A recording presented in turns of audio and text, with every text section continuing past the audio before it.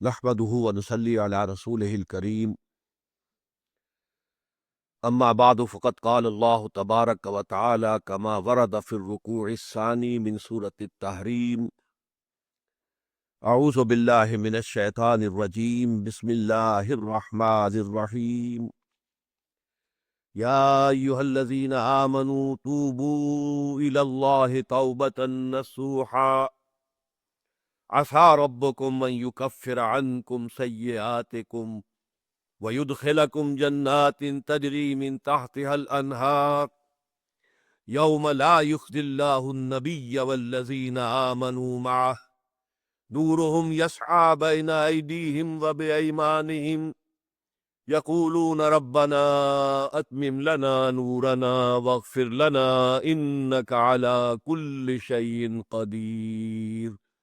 صدق الله العظيم رب اشرح لي صدري ويسر لي امري واحلل عقدة من لساني يفقهوا قولي اللهم ربنا الهمنا رشدنا واعذنا من شرور انفسنا اللهم ارنا الحق حقا وارزقنا اتباعه وارنا الباطل باطلا وارزقنا اجتنابه آمین یا رب العالمین۔ سورہ تحریم کے پہلے رکوع کا مطالعہ مکمل کر چکے تھے۔ اب یہ دوسرے رکوع کی پہلی آیت ہے جو قرآن مجید کی نہایت عظیم آیات میں سے ایک ہے،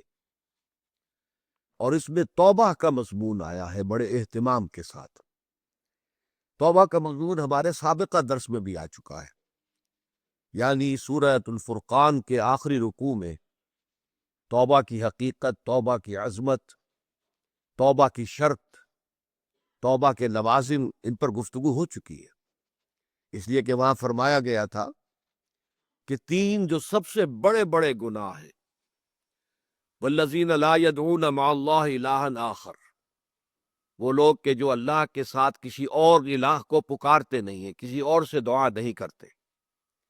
ولا يقتلون النفس التي حرم اللہ الا بالحق، نہیں انسانی جان کو قتل کرتے ہیں جسے کہ اللہ نے محترم قرار دیا ہے مگر حق کے ساتھ، یعنی کوئی قانون کی دفعہ ان کے اوپر لاگو ہو جائے تو بات دوسری ہے۔ قتل عمد کے قصاص میں قتل ہوگا، یا یہ کہ زنا اگر شادی شدہ مرد یا عورت کرتے ہیں تو ان کی سزا جو ہے وہ رجم ہے، جو قتل کی ایک بہت ہی شدید شکل ہے، یا مرتد کی سزا قتل ہے، اور یا پھر یہ ہے کہ کافر کو قتل کیا جا سکتا ہے جو حربی ہو، جس کے ساتھ جو جنگ ہے وہ ڈکلیئرڈ ہو۔ ان چار صورتوں کے علاوہ کسی انسان کو کسی حالت میں کسی جذبے کے تحت قتل کرنا جائز نہیں ہے، حرام ہے، حرام مطلق ہے۔ یہ ہمارے ہاں جو عزت کے نام پر آنر کلنگز جو ہو رہی ہوتی ہیں، یہ سب کے سب جو ہے جرم ہے اسلام کی نگاہ میں۔ کسی کو یہ حق حاصل نہیں ہے کہ اس طرح سے اپنے ہاتھ میں قانون کو لے لے۔ لیکن اس کے بعد فرمایا تھا کہ جو لوگ یہ کام کرتے ہیں تو پھر یہ ہے کہ یلقا اسامہ، وہ اس کی پاداش بھگت کر رہیں گے۔ یضاعف لہ العذاب یوم القیامہ، ان کے لیے قیامت کے دن عذاب دگنا کر دیا جائے گا، بڑھا دیا جائے گا۔ وَيَخْلُدْ فِيهِ مُهَانًا، اور وہ رہیں گے اس میں ہمیشہ ہمیش نہایت ذلت کے ساتھ، رسوا ہو کر۔ إِلَّا مَن تَابَ وَآمَنَ وَعَمِلَ عَمَلًا صَالِحًا، اس میں استثناء ہے کہ جو توبہ کرے اور تجدید ایمان کرے یا ایمان لائے۔ اگر پہلے کافر تھا تو ایمان لائے گا، اور اگر پہلے مسلمان تھا لیکن یہ کہ یہ گناہ سرزد اس سے ہوا تو گویا کہ ایک طرح کے کفر میں وہ داخل ہو گیا تھا، ایمان حقیقی سے محروم ہو گیا تھا، تو گویا کہ تجدید ایمان کرے۔ الا من تاب وآمن وعمل عملا صالحا، اور پھر اس کا عمل تبدیل ہو جائے، عمل درست ہو جائے، غلط کام کو فی الواقع چھوڑ دے۔ فَأُولَٰئِكَ يُبَدِّلُ اللَّهُ سَيِّئَاتِهِمْ حَسَنَاتٍ، تو یہ وہ لوگ ہیں کہ اللہ تعالیٰ ان کی برائیوں کو بھلائیوں سے بدل دے گا۔ یہ بات جو ہے بہت بلند ہے، اس میں اللہ تعالیٰ کی طرف سے وعدہ جو ہو رہا ہے کہ فَأُولَٰئِكَ يُبَدِّلُ اللَّهُ سَيِّئَاتِهِمْ حَسَنَاتٍ وَكَانَ اللَّهُ غَفُورًا رَحِيمًا وَمَن تَابَ وَعَمِلَ صَالِحًا، پھر دوبارہ تکرار کے ساتھ یہ بات آ چکی ہے، جو توبہ کرے اور پھر عمل اچھا کرے، فَإِنَّهُ يَتُوبُ إِلَى اللَّهِ مَتَابًا، تو وہ ہے جو حقیقت میں توبہ کرتا ہے اللہ کی جناب میں جیسے کہ توبہ کرنی چاہیے، عمل میں کوئی تبدیلی نہ ہو اور توبہ کی تسبیح ہوتی رہے، استغفر اللہ ربی من کل ذنب واتوب الیہ آپ نے 10 تسبیحیں کر لی، 1000 مرتبہ کہہ لیا، یہ سب زیرو ہے اللہ کی نگاہ میں۔ ذکر کا ثواب مل جائے گا کہ اتنا وقت آپ نے اللہ کا نام لیا ہے، اللہ کا ذکر کیا ہے، اس کا ثواب تو ملے گا، لیکن یہ توبہ نہیں ہے، اس سے کسی گناہ کی معافی کا کوئی سوال نہیں ہوتا، اس سے برائیوں کے بھلائیوں میں بدلنے کا کوئی امکان نہیں، اس سے اس کی سزا سے بچنے کی کوئی سبیل نہیں۔ اب سورہ تحریم میں خاص طور پر ایک خاص جو پس منظر ہے اس کے اعتبار سے یہ آیت آ رہی ہے، یا ایھا الذین آمنوا توبوا الی اللہ توبۃ نصوحا، اے وہ لوگوں جو ایمان لائے ہو، اے ایمان کے مدعیو، دعوے دارو، توبہ کرو اللہ کی جناب میں، لیکن وہ توبہ خالص ہونی چاہیے، توبۃ نصوحا۔ اس سورہ مبارکہ کے پس منظر کو نوٹ کیجئے تو اس میں ایک خطائے اجتہادی کہہ لیجئے حضور سے ہو گئی تھی صلی اللہ علیہ وسلم، اگرچہ وہ خطا جانب خیر میں تھی، اچھے کام کے لیے تھی، برے کام کے لیے نہیں تھی، کہ آپ نے اپنی ازواج مطہرات کی دل جوئی کے لیے ایک شے جو اللہ کی طرف سے آپ کے لیے حلال تھی اس کو استعمال نہ کرنے کی قسم کھا لی، تو اس پر حضور کو روکا گیا، یا ایھا النبی لم تحرم ما احل اللہ لک تبتغی مرضات ازواجک، اے نبی کیوں آپ اپنے اوپر حرام ٹھہراتے ہیں وہ شے جو اللہ نے آپ کے لیے حلال قرار دیے؟ کیا آپ اپنی بیویوں کی رضا جوئی کے لیے ایسا کر رہے ہیں؟ واللہ غفور الرحیم، اللہ غفور ہے، رحیم ہے، اللہ نے آپ کی اس خطا سے درگزر کیا ہے، لیکن قد فرض اللہ لکم تحلۃ ایمانکم، اللہ تعالیٰ نے راستہ تمہارے لیے کھول دیا ہوا ہے کہ ایسی قسموں کو کھولا جا سکتا ہے، جس کے لیے کہ سورہ مائدہ کے اندر کفارہ دے دیا گیا، تو گویا کہ حضور کو یہاں حکم دیا جا رہا ہے کہ آپ اپنی اس قسم کا کفارہ دیجئے، قسم کا، اور یہ جو قسم ہے اس کو کھول دیجئے۔ نمبر 2 پہ پھر 2 ازواج مطہرات کا معاملہ آیا کہ حضور نے ایک راز کی بات کہی ایک زوجہ محترمہ سے، لیکن انہوں نے وہ راز جو ہے وہ دوسری زوجہ محترمہ کو پہنچا دیا جن میں زیادہ آپس میں قریبی تعلق تھا، تو گویا کہ یہ بھی ایک طرح سے خیانت ہو گئی، اس لیے کہ راز جو ہے وہ تو ایک امانت ہوتا ہے، اور خاص طور پر عائلی زندگی میں میاں بیوی کے درمیان کے جو معاملات ہوتے ہیں وہ تو بہت ہی رازداری پر مبنی ہوتے ہیں، اس لیے ان میں سے کوئی چیز جو ہے جس کو خاص طور پر کہا گیا ہو کہ یہ ایک راز کی بات ہے، یہ تم سے کہہ رہا ہوں، کسی اور سے کہنا نہیں ہے، تو اس میں جو غلطی ہوئی ہے وہ بھی ایک بڑی غلطی تھی حضرت عائشہ صدیقہ رضی اللہ تعالی عنہا ان کی۔ تو ان دونوں کے پس منظر میں پھر تیسری بات آئی کہ اہل ایمان اگر تم غافل ہو اپنے اہل و عیال کی طرف سے اس اعتبار سے کہ ان کا کردار کیسا بن رہا ہے، وہ اللہ کے بندے ہیں یا کوئی غلطیاں کر رہے ہیں، خطا کر رہے ہیں، تو دیکھو یہ تم ان کے ساتھ جو ہے وہ محبت نہیں کر رہے، عداوت کر رہے ہو، اس لیے کہ تمہاری اس نرمی، تمہاری اس شفقت اور ان محبت کے اندر اس درجے بڑھ جانا کہ اس میں اللہ تعالیٰ کے جو حرام کردہ امور ہیں ان میں بھی تم ملوث ہو جاؤ، تو یہ گویا کہ در حقیقت تم اپنے آپ سے بھی دشمنی کر رہے ہو اور ان سے بھی دشمنی کر رہے ہو، اپنے آپ سے دشمنی کر رہے ہو کہ تمہاری عاقبت خراب ہوگی، ان سے دشمنی کر رہے ہو کہ ان کی اگر تربیت غلط ہو جائے گی تو گویا کہ وہ جہنم کا نمالہ بنیں گے۔ اب اس 3 چیزوں کے پس منظر میں فرمایا جا رہا ہے، یا ایھا الذین آمنوا توبوا الی اللہ توبۃ نصوحا، اے ایمان والو، اے ایمان کے دعوے دارو، اللہ کے جناب میں توبہ کرو، لیکن توبہ خالص، نصوحا۔ پہلی بات تو یہ جانیے، میں نے بھی یہ یقیناً پہلے بھی عرض کیا ہوگا لیکن دہرانے میں کوئی حرج نہیں ہے، عربی زبان میں یہ 2 الفاظ بہت قریب ہیں، آبا یعوب اوبن اور تابا یتوب توبن یا توبتن۔ آبا یعوب اوبن بھی ہوتا ہے واپس لوٹنا، لیکن یہ ہے کسی یعنی مادی چیز کی طرف سے واپس لوٹنا، ایک ہے تابا یتوب توبن یا توبتن، وہ کسی فعل سے، معنوی چیز سے پلٹ آنا، لوٹ آنا۔ چنانچہ ایک بڑی پیاری جو دعا حضور صلی اللہ علیہ وسلم مانگا کرتے تھے، آپ کی مسنون دعاؤں میں سے، جب آپ سفر پر گئے واپس گھر آئے تو گھر میں داخل ہوتے ہوئے آئبونا تائبونا لربنا حامدون، ہم پلٹ کر آ گئے ہیں سفر سے، وطن سے میں پہنچ گئے ہیں، گھر میں داخل ہو رہے ہیں، اور ہم اس حال میں بھی اپنے رب کی جناب میں توبہ بھی کر رہے ہیں، رجوع کر رہے ہیں اللہ کی جناب میں، اور اپنے رب کی حمد کرتے ہوئے داخل ہو رہے ہیں، آئبونا تائبونا لربنا حامدون۔ اسی طرح آپ بازار جائیں، اس کے بعد اپنے گھر میں داخل ہو تو یہ دعا پڑھیں، یہ گویا یہ بہت ہی ایک یوں سمجھیے مبارک، بہت سی اس کے اندر برکات ہوں گی، تو اس میں بھی لفظ آبا یعوب اوبن، تابا یتوب توبن، یہ دونوں کے بہت قریب آ گئے، آئبونا تائبونا لربنا حامدون۔ توبو اللہ، اب الہ کو نوٹ کیجئے، یہ توبہ کا لفظ بھی بہت سے ایسے الفاظ میں سے عربی زبان کے، جیسا کہ اس سے پہلے ہم دیکھ چکے ہیں کہ ایک لفظ ہے رغبہ، رغبہ رغبت، رغبت جسے اردو میں ہم بولتے ہیں، رغبہ الہ ہوگا تو کسی شے کی طرف رجحان ہونا، اس کی طلب پیدا ہو جانا، اس کی خواہش پیدا ہو جانا،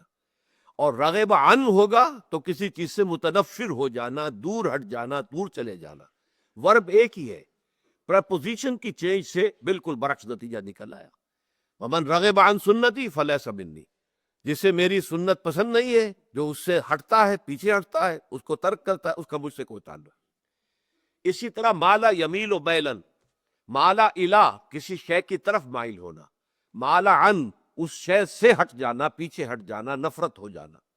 اسی میں وہ لفظ تھا سا، فقط سقط قلوبکما، تمہارے دل جو ہے وہ تو مائل ہو ہی گئے ہیں۔ سغا بھی الہ ہوگا تو اس کے معنی کسی شے کی طرف مائل ہو جانا، عن ہوگا تو کسی شے سے متنفر ہو جانا۔ تو وہاں میں عرض کر چکا تھا وَلَقَدْ سَقَطْ قُلُوبُكُمَا، تو اے نبی کی دونوں بیویوں، تمہارے دل تو یقیناً اللہ کی طرف مائل ہو چکے ہیں، توبہ کی طرف مائل ہو چکے ہیں،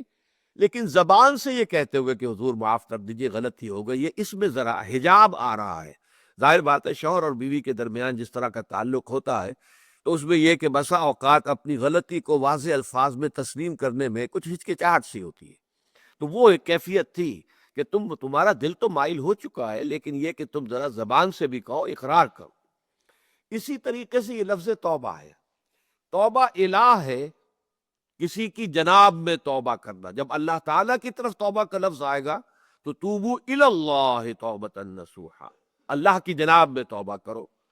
اور جب اللہ تعالیٰ توبہ کرتا ہے، یہ لفظ جو ہے دو طرف استعمال ہوتا ہے، تواب بندہ بھی ہے، تواب اللہ بھی ہے۔ اللہ تواب ہے، بہت توبہ کا قبول کرنے والا، بندہ تواب ہے، بہت زیادہ توبہ کرنے والا۔ وہ حدیث میں آپ کو سنا چکا ہوں، کل بنی آدم خطاؤون وخیر الخطائین التوابون، تمام بنی آدم نہایت خطا کار ہے، گناہ گار ہے، غلطیاں ہوتی ہیں، خطائیں ہوتی ہیں، لیکن ان خطا کاروں میں بہتر لوگ وہ ہیں جو بہت توبہ کرنے والے، رجوع کرتے، پلٹتے ہیں، ان میں پشیمانی پیدا ہو جاتی ہے اور وہ اللہ تعالیٰ کی جناب میں رجوع کرتے ہیں، تو وہ تواب ہیں، بہت زیادہ توبہ کرنے والے۔ لیکن اللہ کی جناب میں توبہ جب بندہ کرتا ہے تو وہ الہ آئے گا، تابہ الہ، اس نے توبہ کی اللہ کی جناب میں۔ اللہ توبہ کرتا ہے یعنی اللہ تعالیٰ جو ہے اپنی نظر شفقت اور نظر رحمت جو پھیرنی تھی اس نے، کہ ایک بندے نے گناہ کیا ہے، میرے حکم کی جو ہے خلاف ورزی کی ہے، معصیت کا ارتکاب کیا ہے، تو اللہ تعالیٰ اپنی رحمت اور شفقت کی نگاہ اسے ہٹا لیتا ہے۔ لیکن جب بندہ توبہ کرتا ہے تو پھر اللہ تعالیٰ بھی رجوع فرماتا ہے اور اپنی شفقت اور رحمت اور مغفرت کے ساتھ بندے کی جانب متوجہ ہو جاتا ہے۔ لیکن وہاں تابہ اعلیٰ آئے گا، تم علینا، اے پروردگار ہماری توبہ کو قبول فرما، وہ اعلیٰ کے ساتھ آئے گا۔ ہم جب توبہ کریں گے تو وہ الہ کے ساتھ آئے گا۔ تو یہاں فرمایا توبو الی اللہ، اللہ کی جناب میں توبہ کرو، پلٹو، رجوع کرو، اور توبۃ نصوحا، خالص توبہ۔ اس کی جو وضاحت تھوڑی سی میں ابھی کر چکا ہوں کہ خالص توبہ سے مراد کیا ہے۔ یہ نہیں کہ بس توبہ کی ورد ہو رہا ہے اور توبہ جو ہے وہ اس کے کلمات زبان سے ادا کیے جا رہے ہیں۔ بعض لوگ ہیں وہ جو آیت کریمہ ہے اس کا 1.25 کا ہو رہا ہے، ورد ہو رہا ہے، کتنا ہو رہا ہے، اس کی تسبیح پڑھ رہے ہیں، اس سے کچھ نہیں ہوتا جب تک کہ دل کے اندر گناہ سے نفرت پیدا نہ ہو جائے، حقیقی پشیمانی نہ ہو کہ یہ مجھ سے بہت غلط حرکت سرزد ہوتی رہی ہے، پختہ ارادہ نہ ہو کہ آئندہ یہ کام نہیں کروں گا یا کروں گی، اور یہ کہ بالفعل بھی اس کام کو چھوڑ دیں۔ یہ 3 شرطیں کم سے کم ہیں ان چیزوں میں کہ جو حقوق اللہ میں سے، اللہ تعالیٰ کے حقوق، ان میں کوتاہی ہوئی ہے، ان میں غلطی ہوئی ہے، اس میں انسان نے کسی معصیت کا ارتکاب کیا ہے، تو 3 شرطیں۔ حقیقی پشیمانی نمبر 1، جس کے لیے میں نے اقبال کا شعر آپ کو سنایا تھا، جو بالکل نوجوانی کے دور میں انہوں نے کہا تھا، اور کسی، اب میں نام بھول رہا ہوں، کوئی بہت بڑے شاعر جو استاذ تھے، اساتذہ، استاذ الشعراء، انہوں نے کہا تھا کہ میاں صاحبزادے اس عمر میں اور یہ شعر اس قدر اونچا شعر ہے کہ موتی سمجھ کے شان کریمی نے چن لیے قطرے جو تھے میرے عرق انفعال کے۔ انفعال کہتے شرمندگی کو، کہ میں جب شرمندہ ہوا کہ میں اللہ کی جناب میں یہ کیا حرکت کر بیٹھا، تو اس سے میرے پیشانی پر جو پسینے کے قطرے رونما ہوئے، اللہ تعالیٰ نے ان کو موتی سمجھ کے چن لیا۔ اللہ تعالیٰ کو بندے کی توبہ سے اتنی خوشی ہوتی ہے۔ وہ حدیث بھی میں آپ کو سنا چکا ہوں کہ تم اندازہ کرو، ایک شخص ہے کہ جو ایک ریگستان میں لقودق صحرا میں سفر کر رہا تھا، اس کا ایک اونٹ تھا جس پر وہ سفر کر رہا تھا، اسی پر اس کا جو بھی راستے کا کچھ کھانا وانا تھا، خوراک تھی، وہ بھی اس کی پوٹلیاں بھی تھی اور پانی کی چھاگل بھی بندھی ہوئی تھی۔ تھوڑی دیر کے لیے وہ ایک درخت کے سائے میں بیٹھ گیا استراحت کے لیے، مویشی میں آنکھ لگ گئی اس کی۔ اب جب آنکھ کھلی تو دیکھا کہ اونٹ غائب ہے۔ اب اونٹ گویا کہ اس کی زندگی کا واحد سہارا، کہاں جائے گا بغیر اونٹ کے؟ اس دوڑا دائیں بائیں، شمال جنوب مغرب مشرق سب میں، کہیں جہاں تک وہ کر سکتا تھا اسے کہیں اونٹ نظر نہیں آیا۔ تو پھر وہ اسی درخت کی سائے میں آ کر بیٹھ جاتا ہے موت کے انتظار میں کہ اب تو موت ہی آئے گی، نہ کھانے کو کچھ، نہ پینے کو پانی، نہ سواری کہ میں کہیں یہاں سے نکل سکوں۔ اچانک دیکھتا ہے کہ وہ اونٹ تو کھڑا ہوا ہے اور وہ سامان بھی موجود ہے۔ تو اس میں فرط مسرت کی وجہ سے خوشی اتنی شدید ہوتی ہے اسے کہ وہ کہنا تو یہ چاہتا ہے اے اللہ میں تیرا بندہ ہوں تو میرا رب ہے، لیکن وہ کہہ یہ بیٹھتا ہے اے اللہ میں تیرا رب ہوں تو میرا بندہ ہے۔ یعنی اتنا وہ اپنے اس میں حواس کھو بیٹھتا ہے خوشی کی وجہ سے۔ اتنی ہی خوشی ہوتی ہے اللہ تعالیٰ کو اپنے کسی گناہ گار بندے کی توبہ سے۔ اب آپ اندازہ کیجئے، یہ ہے جو تشبیہ حضور صلی اللہ علیہ وسلم نے توبہ کی عظمت کے لیے بیان کی۔ تو اس کے حوالے سے، اور میں آپ کو فلسفے کے طور پر بھی بتا چکا ہوں کہ بہت بڑی غلطی جو ہے، جیسے ان دونوں صورتوں کا جو مرکزی مضمون میں نے بتایا تھا کہ خاندانی زندگی میں دو انتہائی کیفیات پیدا ہوتی ہیں،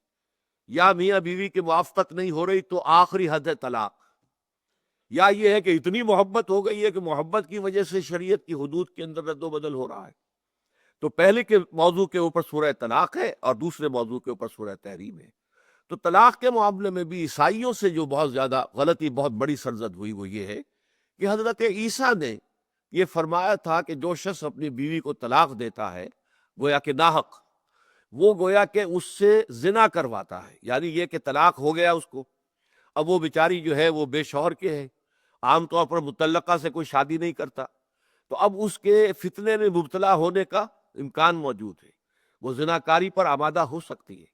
تو جس شخص نے اسے غلط طلاق دی تھی، در حقیقت وہ ذمہ دار ہوگا اس زناکاری کا جو وہ کر رہی ہے۔ یہ اصل میں ایک اخلاقی تعلیم تھی جس کو کہ انہوں نے قانونی سمجھ لیا اور طلاق کا دروازہ بند کر دیا، حالانکہ شریعت موسوی میں طلاق کا راستہ کھلا تھا، جیسے شریعت محمدی میں کہ اگر کوئی صورت ایسی ہے کہ مزاج نہیں مل رہا ہے تو ٹھیک ہے، علیحدہ ہو جاؤ، سیپریشن کا راستہ کھلا ہوا ہے۔ اگرچہ اللہ کو حلال چیزوں میں سب سے زیادہ ناپسند طلاق ہے، اللہ چاہتا یہی ہے کہ یہ بندل بن جائے تو بدا رہے ساری عمر، لیکن یہ کہ یہ بھی نہیں ہے کہ گھر کے اندر چک ہوتی رہے، چپنش چلتی رہے، گھر کے اندر چین نہ رہے، راحت نہ رہے، باہمی اعتماد نہ ہو، اور پھر بھی وہ بندل بدا رکھا جائے، اس کا کوئی فائدہ نہیں۔ تو قانون وہ تھا، لیکن اخلاقی تعلیم یہ تھی، جیسے حضور نے فرمایا ابغض الحلال عند اللہ الطلاق۔ لیکن ساتھ ہی میں نے وہ حدیث بھی آپ کو سنا دی کہ جو شخص اپنی بیوی کی جو بھی اس کی روش ہے اس سے سخت نالاں ہے، شکایتیں کرتا پھرتا ہے دوسروں سے، طلاق نہیں دیتا، تو اللہ تعالیٰ اس کی دعا سنتا ہی نہیں کہ جب میں نے تمہارے لیے راستہ کھلا ہوا تھا وہ تم اختیار نہیں کر رہے۔ تو یہی معاملہ در حقیقت عیسائیوں نے اس حد تک بڑھایا کہ حضرت آدم اور حوا سے جو خطا ہو گئی تھی، وہ خطا جو ہے وہ تو ہر انسان دنیا میں جو آتا ہے تو خطا کار ہے، وہ اپنے آباء و اجداد، اپنے اماں حوا اور اپنے ابا آدم کی خطا لے کر اپنے ساتھ پیدا ہو رہا ہے، تو گناہ گار ہے۔ مین از sinful from the very birth۔ اب اس کا کیا علاج ہو؟ پھر وہ تو اس کا علاج ڈھونڈا کہ اللہ نے اپنا اکلوتا بیٹا زمین پر بھیج کر اور اسے ان لوگوں کی طرف سے کفارہ بنا لیا کہ جو ہمارے اس بیٹے پر ایمان لے آئے۔ یہ سارا عقیدہ بنائے فاسد علی الفاسد کیوں ہوا؟ کہ توبہ کے بارے میں تصور ان کا غلط ہو گیا۔ اللہ قرآن مجید نے واضح کیا کہ غلطی تو ہوئی تھی حضرت آدم و حوا سے، شیطان کے بہکانے میں آ گئے تھے، لیکن یہ کہ پھر انہوں نے توبہ کی، اللہ نے تاب علیہ، اللہ نے اس کی توبہ قبول فرما لی۔ فتلقى آدم من ربہ کلمات فتاب علیہ، تو آدم نے اپنے رب سے کچھ کلمات سیکھ لیے، پشیمانی تو ہو گئی تھی، شرمندگی ہو گئی تھی، لیکن الفاظ نہیں مل رہے تھے، کن الفاظ میں اللہ کی جناب میں توبہ کروں۔ اللہ کی کمال شفقت کے اللہ نے وہ الفاظ بھی انہیں تلقین کر دیے جو سورہ اعراف کے اندر بیان ہوئے ہیں، ربنا ظلمنا انفسنا وان لم تغفر لنا وترحمنا لنکونن من الخاسرین۔ اللہ نے توبہ قبول فرما لی، فتاب علیہ۔ اب جو بچہ پیدا ہو رہا ہے نسل آدم کا، وہ کوئی اپنے جد امجد جو ہے حضرت آدم اور حضرت حوا کے گناہ کی پوٹ لے کر نہیں آتا ہے، وہ تو کل مولود یولد علی الفطرہ، فطرت الاسلام پہ پیدا ہوتا ہے۔ تو توبہ کی در حقیقت جو عظمت اور حقیقت ہے ہمارے دین میں، اس کو نہ سمجھنے سے بھی بہت بڑی غلطیاں لوگوں سے ہو جاتی ہے۔ تاریخ انسانی میں اتنی بڑی بڑی غلطیاں ہوئی ہیں۔ طلاق کے معاملے میں بھی عیسائیوں نے پھر یہ کیا کہ سوائے اس کے کوئی شکل نہیں ہے کہ بیوی زنا کار ہو تو پھر تو طلاق ہو جائے گی، سیپریشن ہو جائے گی۔ لہذا جو طلاق دینا چاہتے تھے وہ ایسے مواقع پیدا کرتے تھے کہ بیوی زنا کرے، یا یہ کہ جھوٹی گواہیاں فراہم کرتے تھے زنا کاری کی اور پھر اس سے چھٹکارا حاصل کرتے تھے۔ اس کے بغیر چھٹکارا حاصل کرنے کی کوئی شکل نہیں تھی۔ اس میں بڑے بڑے افسانے جو ہے وہ مغربی لٹریچر کے اندر آپ کو ملیں گے کہ عورت سے نجات پانے کے لیے انہیں پھر یہ کرنا پڑتا تھا کہ جھوٹے طور پر جھوٹا الزام تہمت لگا کر اس کے اوپر زنا کا الزام ثابت کرے، یا یہ ہے کہ اسے واقعتاً خود ایسے حالات میں ڈال دیں کہ وہ زانیہ بن جائے اور پھر اس سے نجات حاصل۔ یہ گویا کہ پھر وہی بنائے فاسد علی الفاسد، ایک غلط بات کے اوپر دوسری غلط بات کہی۔ تو توبوا الی اللہ توبۃ نصوحا، توبہ کرو اللہ کی جناب میں جو کہ خالص توبہ۔ خالص توبہ میں 3 شرائط میں نے بیان کر دی کہ اگر اللہ کے حقوق میں معاملے میں کبھی بیشی ہوئی ہے تو پھر یہ ہے کہ پشیمانی حقیقی، عزم مصمم دوبارہ نہیں کروں گا نہ کروں گی، اور نمبر 3 یہ کہ ایک مرتبہ اس گناہ کو لازماً چھوڑ دینا۔ اس کے بعد جو ہے اگر یہ حقوق العباد میں سے ہے تو ایک چوتھی اضافی شرط ہے، یا تو اس کی تلافی کرو، اس کا پیسہ مارا تھا تو پیسہ دو، بہن کا حق جو ہے وراثت میں کھایا تھا تو اس کو ادا کرو، یا اس سے معافی حاصل کرو، یا پھر ایک شکل ہو سکتی ہے کہ اگر وہ فوت بھی ہو گیا ہے، اب کوئی شکل نہیں ہے، اس کی طرف سے صدقہ و خیرات کرتے رہو، اللہ یہ میں کر رہا ہوں اس کے حساب میں اس کو جمع کر دے، اور میری جو کوتاہی تھی اس کو معاف فرما دے، اس کو جو ہے وہ ڈیبٹ کریڈٹ ہو جائے گا۔ ورنہ پھر آخرت میں یہ ہوگا کہ آپ کی نیکیاں اس کے حوالے کی جائیں گی، یا آپ کے پاس نیکیوں کا ذخیرہ بھی کافی نہ ہوا تو اس کے گناہ آپ کے پلڑے میں ڈال دیے جائیں گے۔ اور اسی کو حضور نے فرمایا کہ میری امت کا اصل مفلس وہ ہے۔ آپ نے پوچھا اتدرون من المفلس، آپ لوگ جانتے ہیں کہ مفلس کون ہوتا ہے؟ تو صحابہ نے وہی جواب دیا جو ہم میں سے ہر شخص جواب دے گا، المفلس عندنا من لا درہم لہ ولا دینار، ہمارے نزدیک ہم مفلس اس کو کہتے ہیں جس کے پاس درہم و دینار نہیں ہے، روپیہ پیسہ نہیں ہے۔ حضور نے فرمایا نہیں، میری امت کا مفلس وہ ہوگا جو قیامت کے دن حاضر ہوگا، بہت سی نمازوں کی وہ پنڈ لے کر آئے گا، وہ گٹھڑی لے کر آئے گا، گٹھڑا لے کر آئے گا، اور روزوں کا اور اس کا اور حجوں کا اور عمروں کا، لیکن وقد شتم ھذا واکل مال ھذا، اس نے مال کھایا تھا فلاں کا حرام طریقے سے، فلاں کو گالی دیتی تھی، فلاں پر تہمت لگائی تھی، حقوق العباد کے اندر جو ہے اس کی عزت پر حملہ کیا تھا، وہ سارے مدعی جمع ہو جائیں گے۔ اللہ تعالیٰ کسی سے کہے گا بھائی تم اس کی نمازیں لے جاؤ، کسی سے کہے گا اس کے روزے لے جاؤ، اچھا تم لو حج لے جاؤ، اس کے عمرے لے جاؤ، اس کے بعد بھی مدعی باقی ہوں گے، تو اب مدعیوں کے گناہ اس کے پلڑے میں ڈالے جائیں گے، اور پھر وہ دوسروں کے گناہوں کے بوجھ تلے دب کر جہنم میں جھونک دیا جائے۔ تو یہ حقوق العباد کے اندر معاملہ اس سے بھی کہیں زیادہ سخت ہے کہ جو حقوق اللہ کا ہے۔ اللہ تو بڑا غفور ہے، رحیم ہے، اس کے اندر وہ رعایت بھی کرے گا، لیکن حقوق العباد کا معاملہ اللہ کہہ دے گا یہ میرا معاملہ ہے ہی نہیں، یہ تمہارا آپس کا معاملہ ہے، تمہیں اس میں تو جو بھی ہے لین دین کر کے ہی معاملہ چکانا ہوگا، دے دے کر معاملہ ہوگا، اس کے بغیر نہیں۔ تو توبوا الی اللہ توبۃ نصوحا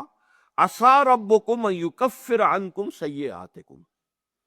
عین ممکن ہے، عسیٰ اصل میں امید دلانے کے لیے ہوتا ہے، شاید کہ ایسا ہو جائے، لیکن جب اللہ کی طرف سے یہ لفظ آتا ہے تو یہ یقینی معنی، یقینی وعدے، اللہ کا وعدہ ہے، اگر تم یہ توبہ نصوح کرو گے تو اللہ کا وعدہ ہے تم سے کہ وہ تم سے تمہاری برائیوں کو دور کر دے گا۔ یہ تکفیر کے لفظ کو بھی سمجھ لیجئے، کفر کا اصل معنی ہے چھپا دینا، دبا دینا، اسی لیے گناہ کا کفارہ ہوتا ہے۔ آپ سے گناہ ہو گیا، آپ نے کفارہ دے دیا تو گناہ چھپ گیا، دب گیا، اس کے اثرات زائل ہو گئے، وہ آپ کے نامہ اعمال سے اس کو ختم کر دیا جائے گا۔ یہ ہے کفارہ، کفارہ۔ کفار جمع ہے کافر کی، کافر جو ہے وہ حق کو چھپاتا ہے، اللہ کی دعوت جو دی جا رہی ہے اس کو دباتا ہے، تو اس معنی میں وہ کافر ہے، انکار کرتا ہے۔ لیکن یہ کہ ایک کفران نعمت ہے، کسی نے آپ پر احسان کیا ہے اور آپ اس کا احسان نہیں مان رہے، آپ کے لیے دل میں اس کے لیے کوئی احسان بندی کے جذبات پیدا نہیں ہوئے، تشکر کا جذبہ پیدا نہیں، یہ کفران نعمت ہے۔ تو تکفیر اس کو بھی کہتے، تکفیر اسے بھی کہتے ہیں مسلمان امت میں سے کسی کو نکال دینا، اس لیے کہ وہ بنیادی عقائد میں علیحدہ ہو گیا ہے، تو یہ پرجنگ ہے، یہ بھی تکفیر ہے۔ تو تکفیر اعمال کیا ہے کہ برے اعمال کو دھو دے گا تمہارے نامہ اعمال سے، بل اور نمبر دو تمہارے دامن کردار سے بھی دھو دے گا۔ جو غلطیاں تمہارے اوپر چلی آ رہی تھی اتنے عرصے تک تم کرتے رہے ہو، تمہارا کردار جو ہے اس سے مقدر ہو گیا ہے، اس کے اندر جو ہے خرابی پیدا ہو گئی ہے، تو اللہ اس کو بھی دھو دے گا۔ تو دنیا میں بھی تکفیر کا اثر ہوگا کہ انسان کی اصلاح ہو جائے گی، اس کی سیرت و کردار جو ہے صحیح رخ پر آ جائیں گے، اور آخرت میں یہ ہے کہ اس کا جو اعمال نامے میں جو گناہ درج تھا وہ وہاں سے صاف کر دیا جائے گا، محو کر دیا جائے گا۔ یہ تکفیر دو گناہ ہے، اور اس میں جو ہم سورہ الفرقان میں پڑھ کر آئے ہیں وہ اس سے بھی اگلی بات ہے۔ اولئک یبدل اللہ سیئاتہم حسنات، جہاں گناہ کا اندراج تھا وہاں اب نیکی کا اندراج ہو جائے گا۔ تمہاری سیرت و کردار میں جو گناہ کا پہلو تھا وہ اب نیکی کے پہلو میں بدل جائے گا۔ یہ تکفیر گویا کہ دنیا میں بھی اور آخرت میں بھی۔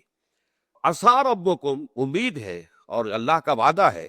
کہ وہ تم سے تمہاری برائیوں کو دور کر دے گا۔ مطلب یہ کون انسان ہے جو برائی سے بالکل پاک ہے؟ کل بنی آدم خطاؤن و خیر الخطائین التوابون۔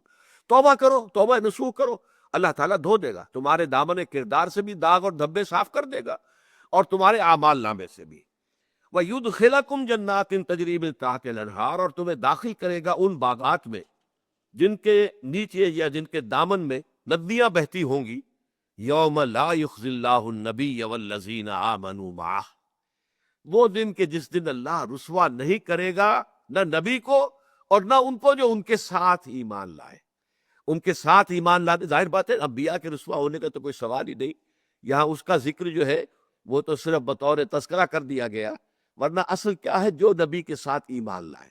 اور نبی کے ساتھ ایمان لانے والوں میں درجہ اول کے لوگ وہ ہیں جو صحابہ کرام جو حضور کے زمانے میں تھے، حضور کے ساتھ دیا انہوں نے اپنے جان و مال سے حضور کے مشن کو تقویت پہنچائی، جہاں حضور کا پسینہ گرا وہاں اپنی خون کی ندیاں بہا دی، اپنی جانیں دے دی، تو وہ ہے اولین۔